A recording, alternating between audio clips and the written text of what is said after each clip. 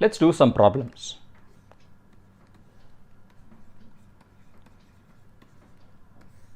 Okay, on groups and group actions and so on. So here's problem 1. So to state this problem, let me first recall something about symmetric groups and cycle decomposition and so on. So recall, if I take the group G to be the symmetric group Sn, so n is, let's say, at least 2 symmetric group, and if I take a typical element of Sn, I have a cycle decomposition, right? So sigma has a cycle decomposition. Recall, this means that you can write it as a product of disjoint cycles. So let's maybe do it by example. Suppose n is 9, so I'm looking at S9, and if sigma, say, is the element, it's a product of 1, 2, 3, 5, 6, 9, 4, 7, 8. Okay, so this is a permutation of the numbers 1 through 9, and this cycle decomposition just says that, for example, that 4, 7 and 8 form a 3 cycle. In other words, sigma maps 4 to 7. So this is what sigma does. It maps 7 to 8 and it maps 8 back to 4. Okay, so the element 1 is mapped back to itself and so on. Okay, so there are some 2 cycles as well. 3 goes to 5, 5 goes to 3.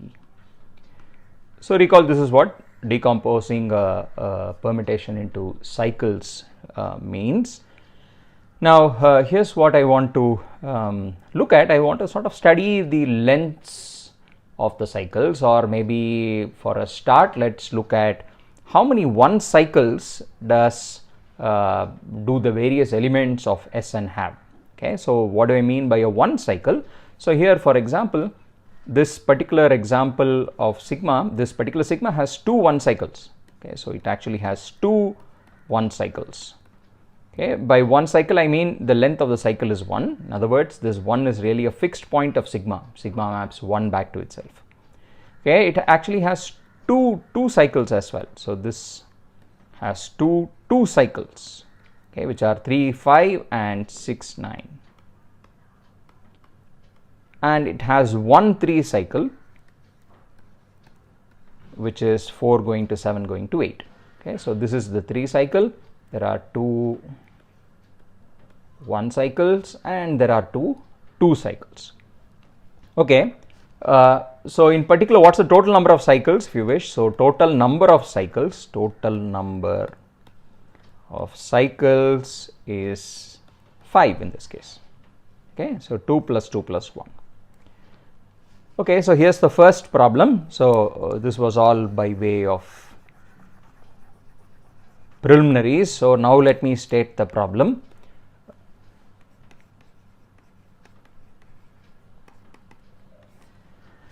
So let's consider the following sum. So prove that if you take the sum over all elements of Sn, I take the number of 1 cycles in sigma, this sum will always give me the answer n factorial. Okay, so the sum of the number of 1 cycles of sigma, sum over all elements sigma ranging over Sn, gives me the order of the group Sn, which is n factorial. Okay, so let's check this out in some easy simple cases. So example, suppose I just look at the symmetric group S3, and let me just write out all the elements sigma. So here's sigma. So this is the identity element, 1 going to 2 going to 3. I'm sorry, 1, 2 and 3 each going to itself. Here are the transpositions which only permute 2 of the elements and leave the third one fixed. And there are these 3 cycles. Okay, so there are 6 elements of sigma. Now let's tabulate the number of 1 cycles. Okay, how many 1 cycles do we have in each? So here there are 3 1 cycles. Okay, this guy, the next one, has only 1 cycle, which is just this singleton 3. Okay, likewise, these two also have only 1 cycle. These two permutations, the last two guys, don't have any 1 cycles, because in fact it just has a single 3 cycle. Okay, so let's add all these up. So that's 3 plus 3, which is 6, which is exactly 3 factorial. Okay, so this is an instance of this problem, this example. If you take n equals 3, you do actually get 3 factorial. Okay, so let's see, how does one prove statements like this? Often many of these problems can be rephrased appropriately as a problem about group actions. Okay, so at this point I would encourage you to sort of, spend some time trying to work out the solution on your own. But let me also tell you how to do this. So if you don't succeed, here's the solution, which you can look at maybe for hints or for the entire solution. So here's the idea. So let's take this group Sn and let's look at a following natural set on which it acts. Okay, so this is the set of all numbers from 1 to n. Okay, so recall this group G acts on this set X in the following natural way. If I take an element sigma in Sn, how does it act on element k from this set X? Well, k, since it is some element from 1 to n, and sigma being a permutation of the numbers 1 to n, sigma will act on k and give me some other number between 1 and n, right? So here's the definition. You just define, so the definition, I define sigma acting on k to just be sigma of k. Okay, so this is the definition. Okay, and of course that's also an element of X. Okay, and it's easy to check this is an action. So this is an action, sometimes called the defining action of this group Sn. In some sense, the group it occurs naturally as the set of all possible permutations of the set. Okay, now let's do the following. Let's look at this orbit counting statement. Okay, so we have the theorem which tells us how to determine the number of orbits for an action of a group. So let's study the orbits first. So let's first ask ourselves, what do the orbits of this action look like? Okay, if you just spend a couple of minutes, you will realize that in fact there is only one single orbit here. Okay, so recall this is the set X. So what does the orbit mean? Okay, how do I construct orbits? For example, I take one single element of X, say the element 1, and the orbit of this element 1 will just mean I have to act every possible group element on 1 and collect together all the answers that I get. Okay, so on 1 I act by various elements. So I act by some group element sigma, by some other group element tau, and so on. So I keep acting on 1 by every possible group element, and I will get some elements of my set. The collection of all these elements is what's called the orbit of my point 1. Okay, so let's write that down. The orbit of the element 1 by definition is just sigma acting on 1 for all sigma ranging over Sn. Okay, but notice you can always find a permutation which takes the number 1 to any other number between 1 and n. Okay, so by suitably constructing sigmas, I can get every element k here. So this will give me every number k between 1 and n. Okay, in other words, this is just the whole set X itself.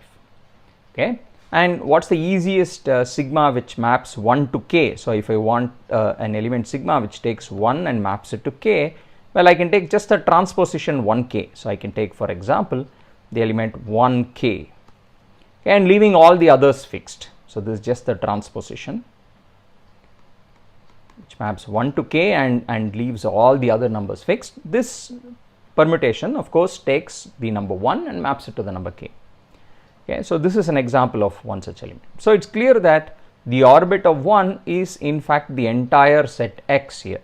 Okay, so in particular it means that the number of orbits, so the number of orbits for this particular action is just 1.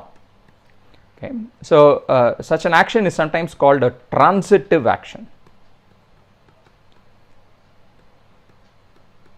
in which there is only one orbit. In other words, every element of the set can be mapped to every other element of the set by some action of some group element.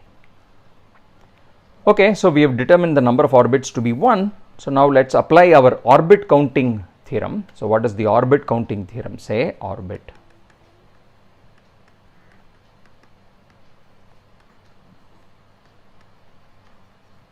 It says that the number of orbits is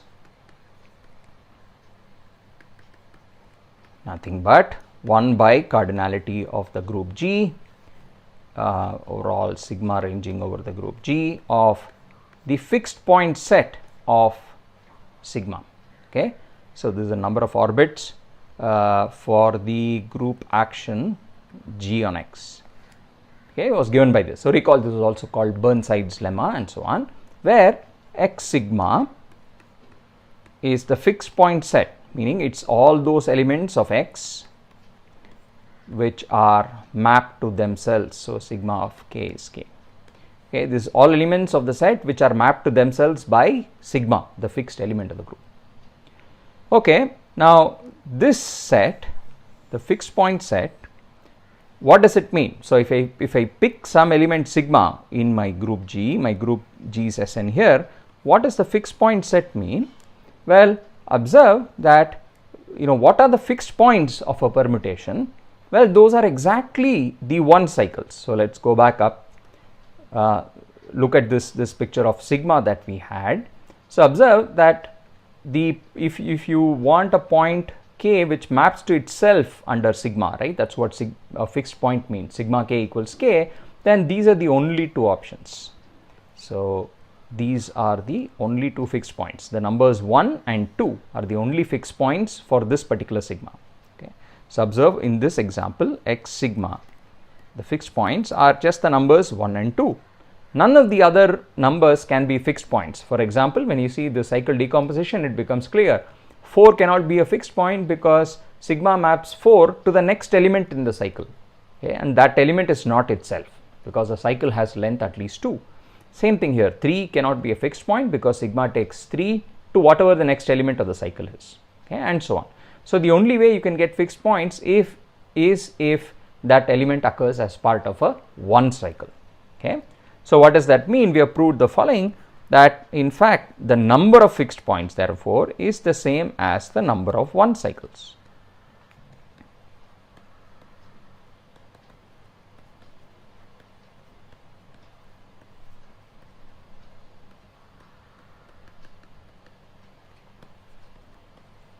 Okay, is the number of 1 cycles in the cycle decomposition of sigma. And now we are more or less done, because all we have to do is just look at this statement here. Okay, put everything together. So observe, if we take this statement, let me call this equation star. So now I just look at the following thing. The left hand side was the number of orbits, which we know is 1. The right hand side is, according to what we just said, it's 1 by the cardinality sum over all group elements of the fixed point set, which is just the same as the number of 1 cycles. Okay, and now we are done, because these 2 things are equal, and that's exactly what we had to prove. Okay, so proved whatever we needed to prove, which is this statement up here, that the number of 1 cycles in sigma summed over all group elements gives me n factorial. Okay, so that's an application of group actions. So let's do one more along the same lines. So here's problem 2. Now this time it's not the number of 1 cycles that we will look at, but rather we will just look at the total number of cycles. Okay, so now I'm going to just say, let me look at the total number of cycles.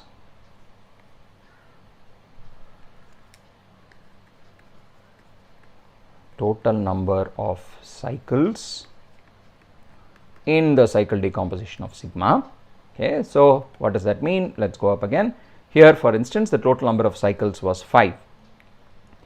Okay, so I don't care what the individual lengths of the cycles are. I just want to know how many total number of cycles there are.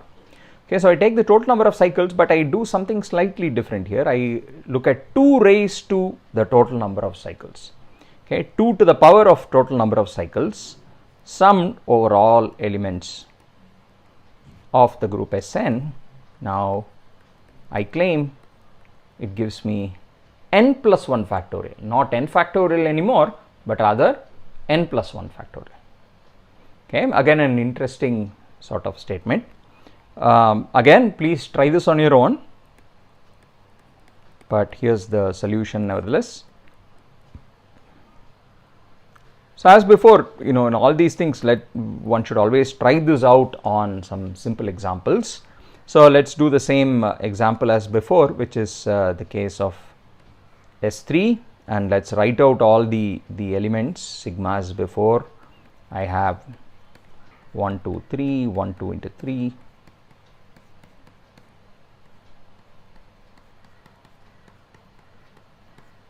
1 3 2. There are 6 elements. Now in each case, let me say how many total number of cycles. So this is the total number of cycles. So here there are 3 of them. Here I have 2 cycles, this one and this one. Here again 2 cycles, 2 cycles. These two have 1 cycle each. Okay, but remember I have to do 2 raised to the total number of cycles, right? So 2 to the number of cycles. Okay, so that's for the first guy it's 2 cubed, second guy it's 2 square, 2 square, 2 power 1, 2 power 1. Okay, so let's add all these numbers up. They're all various powers of 2. So I have 8 plus 4 plus 4 plus 4 is 12, plus 2 plus 2 is 4. So that gives me 24. Okay, and 24 is actually 4 factorial now. It's not 3 factorial anymore, it's n plus 1 factorial.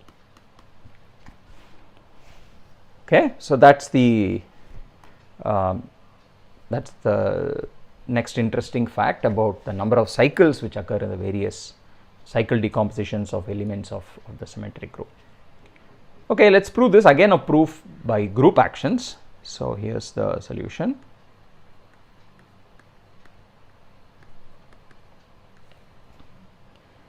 Okay, so as before, let's look at the group G equals Sn, and it had this defining action. It acted on the set X, which was 1 to n. But we have encountered this following construct. When a group acts on a set, it also acts on all subsets of that set. Okay, so now because I have this action of G on X, it implies I can also consider another action of the group G on the power set of X. Okay, so what is this? The power set of X just means the set of all Y subset of X. Okay, we should say set of all Y, where Y ranges over the subsets of X. Okay, so the power set of X is, well, I also include the empty set here. So we've seen this before. I have a natural action. What's the action? If I take an element sigma from my group G, if I take a subset Y of X, the action of sigma on Y is just defined to be the element wise action. So I take sigma and I act on K for every K coming from the subset Y. Okay, now when I do this, what I generate is again some new subset of X, right? Potentially a different subset of X. Okay, now we had also seen a finer thing here, that this subset sigma Y has the same cardinality as Y. So in fact you can also say that there is an action of the group G on subsets of X of a certain fixed cardinality also, if you want. Okay, in this case we will not need that finer distinction. We'll just look at the action of G on the entire power set. Okay, but let's make this observation nevertheless. It's an important observation which we will need, that the cardinality of sigma acting on Y is the same as the cardinality of Y. Okay, because when sigma acts on K, for every K in Y, it gives me distinct elements. Okay, so this is an important property.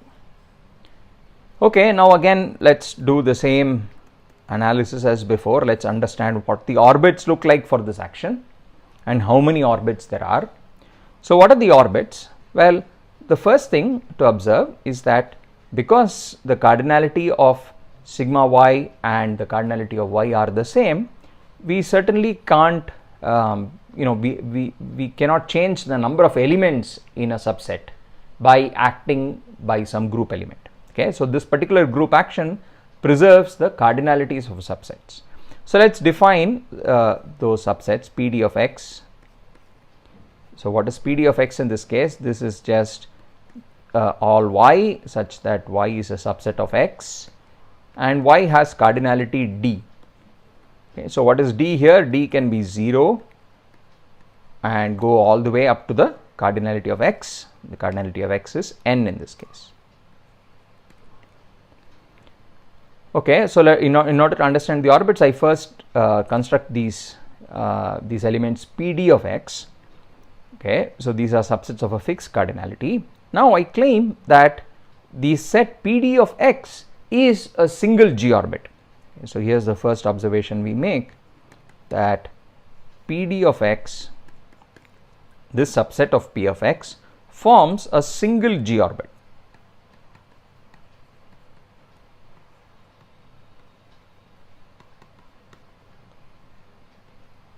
Okay, so let's prove this. So what does this forms a single g orbit mean? I have to show that given any two subsets of say cardinality d, I can map one to the other by means of some group element.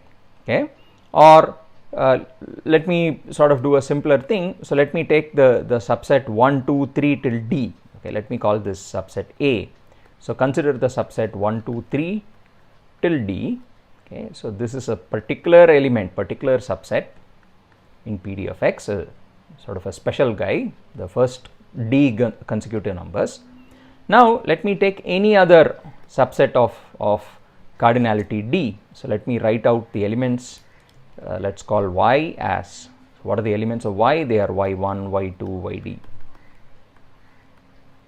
Okay, this is another subset in PD of x. Some arbitrarily written out elements, I just label them as y1, y2, yd in any way I care. And now let me claim that I can construct. So now observe the following, that I can construct an element in my group Sn that exists sigma in Sn such that when sigma acts on A, I will get the subset y. Okay, and how do I construct this sigma? Well, what is it that I need to do? How do I construct sigma? So I sort of have some, so here's how I construct sigma, b plus 1 to n. Remember, sigma is some permutation of the numbers 1 through n, right? So how do I want it to be? 1, 2, 3 till n. So I need to construct sigma now. So that's what I'm going to. So this map now is going to be sigma. So I already know something that I want sigma to satisfy. Okay, when sigma acts on these d elements, I'm supposed to produce these d elements, right? So there are many different ways of doing it. Here's how I could do it easily. I take sigma which takes 1 and maps it to y1. Okay, so I scan my right hand side, somewhere there is this number y1, right? So I define sigma like this, sigma sends 1 to y1. Okay, I look through my list, somewhere there is y2, sigma maps 2 to y2. Okay, it maps 3 to y3, whatever that may be, and so on. Okay, so the first d numbers I map it to y1, y2, yd in that order. Okay, so define sigma like this, sigma should map I to di. I'm sorry, to yi. It should map I to yi for I between 1 and d. Okay, and for the remaining numbers from d plus 1 to n, I don't really care.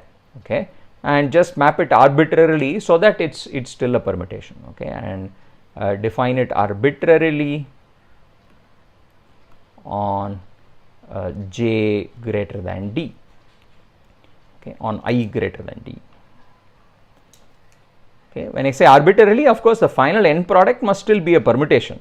Okay, so I have to define it to be some bijection. But all I have to do is y1, y2, yd are already gone, they are taken because they are the images of 1, 2, 3 till d, and so the remaining n minus d numbers which will be there on the right hand side, and then I have these remaining n minus d numbers d plus 1 to n, I sort of just map these remaining guys to those remaining guys in a one-to-one onto fashion. So some arbitrary bijection of those two sets. Okay, so I hope it's clear that if I take any subset y of cardinality d, I can always find a permutation sigma which will map A to y. Okay. Now, what does this mean? It means that the orbit of A is the entire set PD of x. So, this just tells me that if I take this special set A and I look at its orbit, well, that's everything. Okay. So, PD of x forms a single orbit, and observe that if I take subsets from PD and PD dash of x, subsets of two different cardinalities, then as we have said already, I cannot find a group element which maps one subset here, which maps the subset of cardinality D to a subset of cardinality D dash, where D dash is different from D. Okay. So, what this argument entails is, what it implies therefore is the following conclusion, that the G orbits for the action of this group Sn on the power set of x are precisely the following: P0 of x, this is the empty set P1 of x, P0x is the singleton comprising the empty set. The P1x is all singletons, P2x and so on till PDX. Okay, PDX is again the singleton comprising just x. Okay, so these are exactly the orbits for the action of this group. In particular, how many? This should be Pn of x. Now, how many orbits do I have? Exactly n plus 1. So, n plus 1 orbits. Okay, now again let's use our orbit counting theorem. So, orbit counting theorem says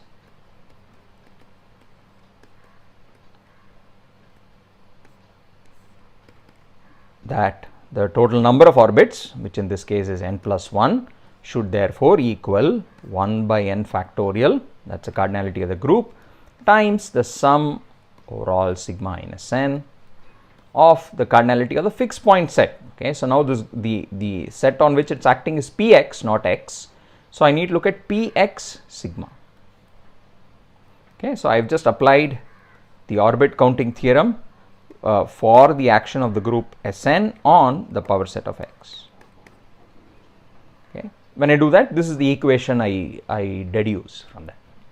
Okay, now all that remains is to understand what this right hand side looks like, and I claim that Px sigma, the set of fixed points, the cardinality of the set of fixed points, is exactly 2 power the number of cycles in sigma, the total number of cycles.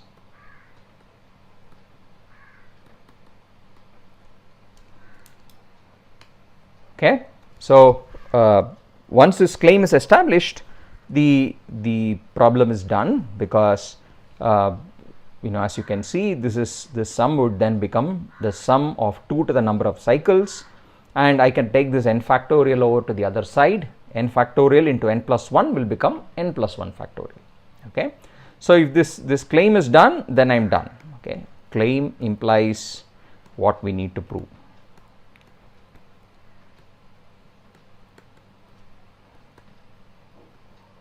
Prove originally. Okay, so the problem is done, provided we prove the claim. Okay, so let's try and understand why this is true. So I claim that if I fix a certain sigma with a certain cycle structure, then the number of fixed points for the action of sigma on Px is exactly this number, 2 to the number of cycles. So let's sort of do this by example, maybe for a start. So suppose I take sigma to be the permutation that I wrote out initially, 1, 2, 3, let's see, what was it, 3, 5, 6, 9, 4, 7, 8. So this was a permutation inside S9. So now I'm going to ask, suppose I take X to be the set 1, 2, 3 till 9, then how many subsets of X are fixed under this action of sigma? Okay, so I want to understand Px sigma, which is what? Set of all subsets Y of X such that sigma acting on Y should give me back Y. Okay, so let's see what are the possibilities for Y. What can be the elements of Y? Okay, so let's see. Suppose I take Y to have some number, right? Y should have at least one of these. I mean, if Y is non-empty, it must contain some number. So let us say for a start, suppose Y has the number 4. Okay, let's try to understand. Suppose 4 belongs to the set Y. Okay, now what do we conclude from that? Observe, when I act sigma on Y, I should get back Y. Okay, so if 4 belongs to Y, then sigma acting on 4 will belong to sigma acting on Y, but sigma acting on Y is supposed to be Y. Okay, so we conclude that therefore sigma acting on 4, which is sigma evaluated on the number 4, this must also be an element of Y. Okay, so what does that mean? Sigma of 4, now remember this is part of this 3 cycle here. So if 4 is there in Y, then we conclude that sigma of 4 is also there in Y. Okay, so 4, 7, 8. So this is how sigma acts. Okay, so what we have concluded is if 4 is in Y, then the next guy in the cycle, which is 7, must also be in Y. Okay, now observe, we just repeat the same argument with 7 in place of 4. Okay, so 7 belongs to Y, means by the same token sigma acting on 7 will belong to sigma acting on Y, sigma acting on Y, which is Y again. So this implies that sigma 7 is also in Y, and sigma 7 is this number 8. So we conclude that 8 must also belong to Y. Okay, so what this means is that, so this argument now establishes the following: if one member of a cycle, so 4 in this case, if 4 is in Y, that automatically forces the other members of the cycle to also belong to Y. Okay, so what that means is that Y is therefore a union of some of these cycles. It's a union of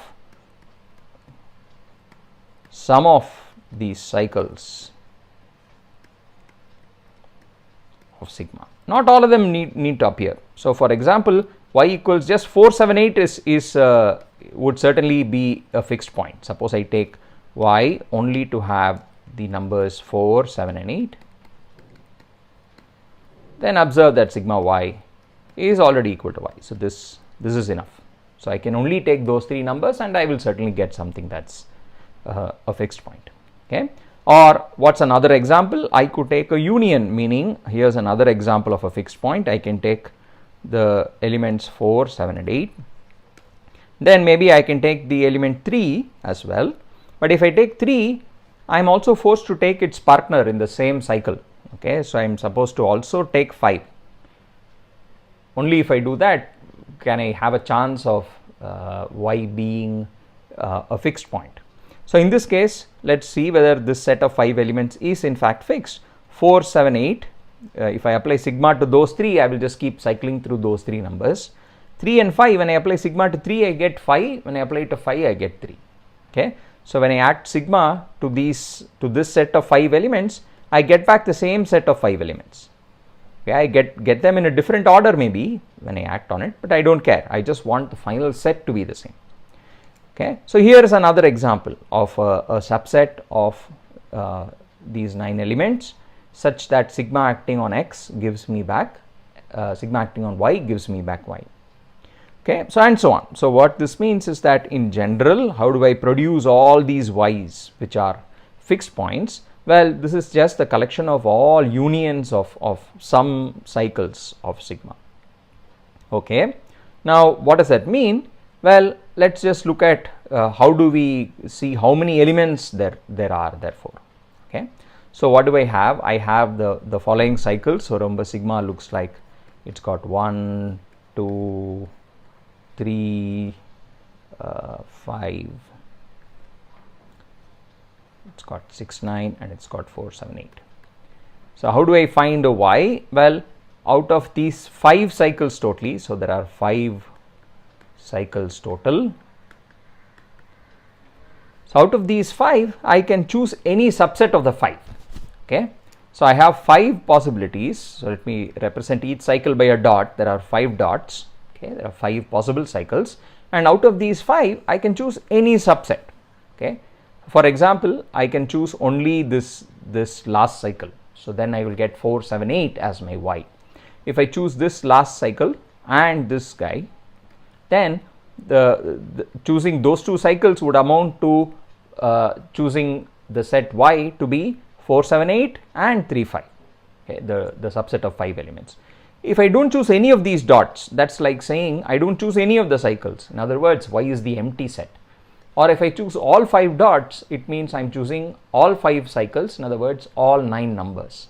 Okay. So it's clear therefore that the possible y's that you can have, the set of fixed points, what's the cardinality? Well, it's just the cardinality of the subsets of these 5 dots, for example. Okay. And how many? Well, that's just the power set of this set of 5 dots, if you wish. Okay. So in our example, so I'm just trying to say what it is in this example. Well, in this example, this is nothing but the same cardinality as the power set of this set of 5 dots. Okay. It's just all possible ways of choosing some sub collections of these 5 dots. But remember, the power set of a set has cardinality 2 power the number of elements in that set. Okay. So in this case, this is 2 power 5. And remember, this 5, where did this come from? Well, it's because there are 5 total cycles. Okay. So in general, therefore, the same argument in general proves the following, that this is just 2 power the total number of cycles in sigma. Okay, and that establishes our claim, and we are done, proves our claim, and thereby the original statement that we wanted to prove. Okay.